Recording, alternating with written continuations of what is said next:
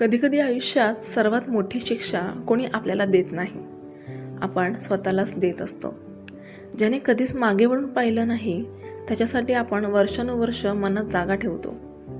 ज्या गोष्टी परत येणार नाहीत त्यांच्यासाठी रोज स्वतःची शांतता हरवतो आणि मग म्हणतो, मी अजून आनंदी का नाही. एका वृद्ध माणसाने आपल्या मुलाला नदीकिनारी नेलं. त्याच्या हातात एक जुनी पिशवी होती. मुलाने विचारलं, बाबा यात काय आहे?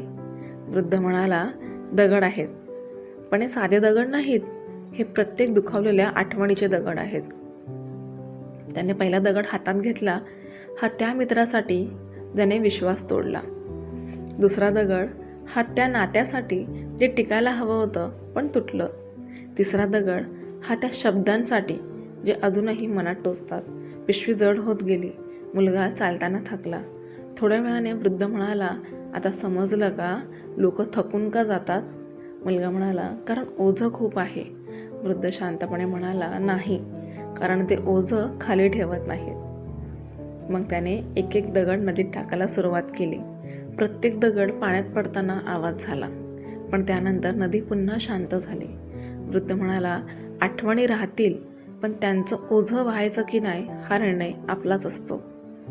काही लोक परत येत नाहीत, काही उत्तरं कधी मिळत नाहीत, काही अन्याय कधी भरून निघत नाहीत, पण म्हणून आयुष्य थांबायचं नसतं. लेट गो म्हणजे विसरणं नाही, तर स्वतःच्या मनाला शिक्षा देणं थांबवणं आहे.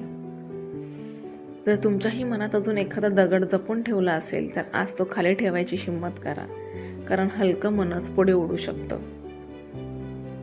तुम्हाला जर हे मोटिवेशनल स्टोरी आवडली असेल तर कमेंटमध्ये सांगा आणि आपल्या चॅनलला सबस्क्राईब करायला विसरू नका.